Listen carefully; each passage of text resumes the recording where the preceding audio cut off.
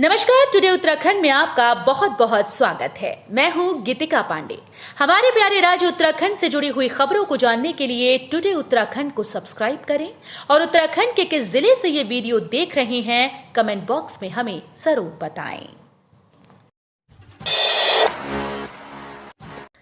उत्तराखंड विधानसभा सत्र कार्य मंत्रणा बैठक में दूसरे दिन का एजेंडा तय। आएगा यूसीसी व आंदोलनकारियों के आरक्षण का विधेयक।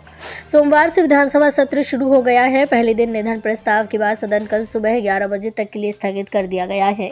वहीं विधानसभा अध्यक्ष ऋतु खंडूड़ी भूषण की अध्यक्षता में हुई कार्य मंत्रणा की बैठक में दूसरे दिन का एजेंडा तय किया गया। मंगलवार को सदन पटल पर यूसीसी विधेयक और राज्य आंदोलनकारी क्षैतिज आरक्षण विधेयक पटल पर रखा जाएगा। स्पीकर ने कहा कि यूसीसी हमारी प्राथमिकता है। विधेयक सदन में आएगा। ये उत्तराखंड के लिए बहुत ही महत्वपूर्ण निर्णय होने जा रहा है। बर्फ से लदी हिमालय की वादियां, चीन सीमा का संपर्क टूटा। उत्तराखंड में कड़ाके की ठंड। कालामुनी, बिटली धार, खालिया से लेकर मिलम और चौदास से लेकर चीन सीमा लिपुलेख, लिम्पिया धुरा तक पूरा क्षेत्र मोटी बर्फ की चादर से ढक चुका है। चीन सीमा को जोड़ने वाले सभी मार्ग बंद हो चुके हैं। गुंजी गांव में पेयजल संकट बन चुका है। नपलजू के स्रोत से पानी लाकर प्यास बुझ रही है। राता पानी से पातलथोड़ तक भारी हिमपात के चलते थल मुनस्यारी मार्ग दूसरे दिन भी यातायात के लिए बंद रहा। पूरे जिले भर में दूसरे दिन भी वर्षा हुई, जिसके चलते तापमान में गिरावट आने से कड़ाके की ठंड पड़ रही है। सोमवार दोपहर बाद धूप छांव को खेल चलने से राहत मिली। वहीं वर्षा होने से काश्तकारों के चेहरे खिल उठे। पशुलोक बैराज से एसडीआरएफ ने बरामद किया गया शव 40 से 45 के करीब है उम्र। ऋषिकेश के पशुलोक बैराज जलाशय से सोमवार को एक अज्ञात व्यक्ति का शव बरामद हुआ। स्थानीय लोगों ने इसकी सूचना थाना लक्ष्मण झूला पुलिस को दी। सूचना मिलते ही थाना पुलिस और एसडीआरएफ ढालवाला की टीम मौके पर पहुंची। एसडीआरएफ की टीम ने कड़ी मशक्कत के बाद शव को जलाशय से बाहर निकालकर उसे थाना लक्ष्मण झूला पुलिस को सौंपा। थाना लक्ष्मण झूला के प्रभारी निरीक्षक रवि सैनी ने बताया कि घटना सोमवार दोपहर की है। चुनाव लड़ने पर हरक सिंह रावत का बयान आया सामने। हरिद्वार के साथ ही एक और नाम बताया। पूर्व कैबिनेट मंत्री हरक सिंह रावत ने कहा कि कांग्रेस हाईकमान ने उनके पूछा है कि वो कहां से सांसद का चुनाव लड़ेंगे। उन्होंने बताया कि मैंने हरिद्वार से चुनाव लड़ने की इच्छा जताई है, लेकिन पौड़ी में मैंने बहुत से काम किए। प्रदेश की 5 लोकसभा संसदीय क्षेत्रों में सबसे हॉट हरिद्वार सीट पर कांग्रेस के दिग्गज हरीश रावत और डॉक्टर हरक सिंह रावत की नजर रही है। हालांकि कुछ समय पहले एक और बात सामने निकल कर आई थी कि कांग्रेस में एक खेमे का तर्क है कि हरिद्वार से प्रियंका गांधी को टिकट देने पर पार्टी में किसी स्तर पर विरोध नहीं होगा। दिन दहाड़े बदमाशों ने घर में घुसकर की लूटपाट। महिला की गर्दन पर चाकू से हमला कर किया लहूलुहान। रुड़की में एक घर में घुसकर 2 बदमाशों ने महिला की गर्दन पर चाकू से हमला कर गंभीर रूप से घायल कर दिया। इसके बाद बदमाश महिला के कान से कुंडल लूटकर फरार हो गए। महिला को गंभीर हालत में रुड़की के सिविल अस्पताल में भर्ती करवाया गया है।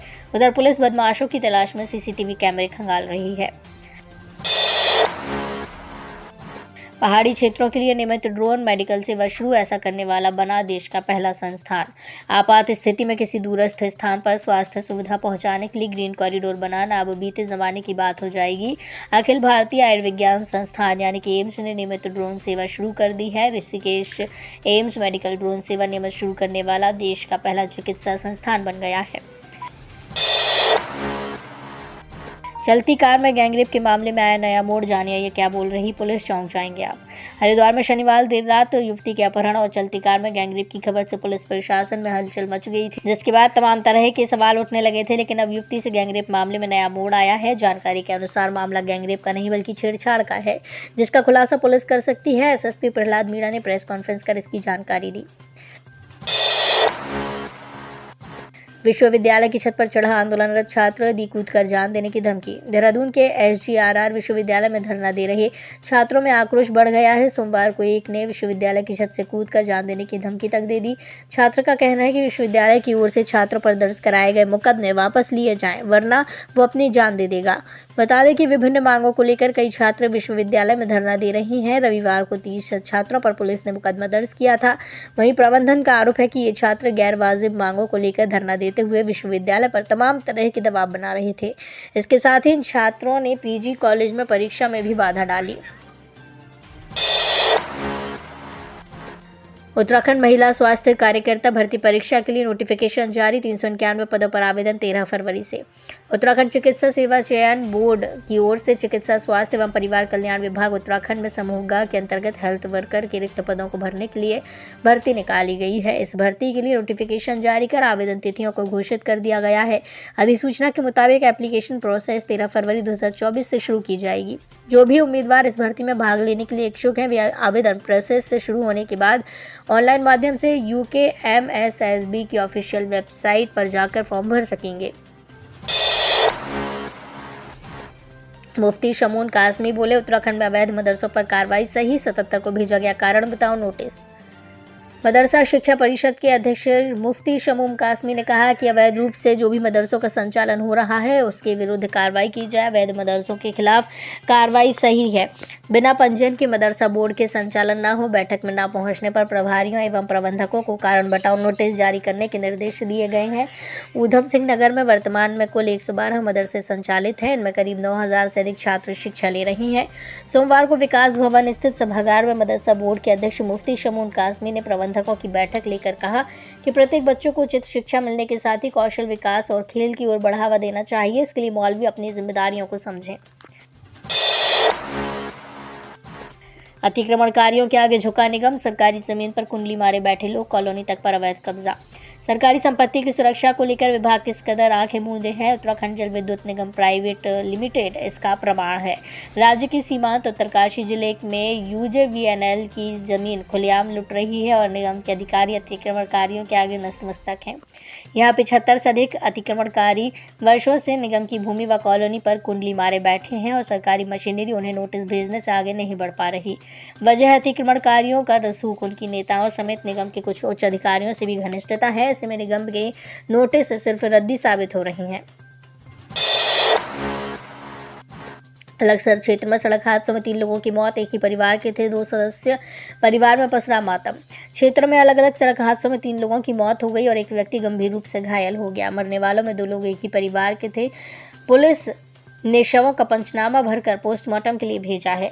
पुलिस के अनुसार लक्सर कोतवाली क्षेत्र के भिक्कमपुर जीतपुर गांव निवासी वेदपाल, उसका भाई धर्मपाल और पुत्र आयुष मारुति ऑल्टो कार से एक शादी समारोह से शामिल होकर अपने गांव वापस लौट रहे थे कि हबीबपुर गांव के निकट एक ट्रैक्टर ट्रॉली व कार की आमने सामने की जोरदार टक्कर हो गई। टक्कर इतनी जबरदस्त थी कि जहां कार बुरी तरह क्षतिग्रस्त हो गई, वहीं कार में सवार 3 लोग गंभीर रूप से घायल हुए। उत्तराखंड पुलिस की बड़ी कार्रवाई। 6 लाख मूल्य के गांजे के साथ तस्कर को किया गिरफ्तार। उत्तराखंड की अल्मोड़ा जिले की सल्ट पुलिस ने 6 लाख रुपए मूल्य के गांजे के साथ एक तस्कर को गिरफ्तार किया, जबकि दूसरा फरार हो गया। मिली जानकारी के अनुसार ड्रग्स फ्री देवभूमि मिशन के तहत सल्ट पुलिस की ओर से बीती रात को सरायखेत रोड पर कठपतिया के पास वाहनों की जांच की जा रही थी। इसी दौरान एक महिंद्रा पिकअप संख्या UK04CA 3964 को रोका गया। वाहन चालक अंधेरे का फायदा उठाकर फरार हो गया, जबकि दूसरे वाहन सवार को पुलिस ने पकड़ लिया।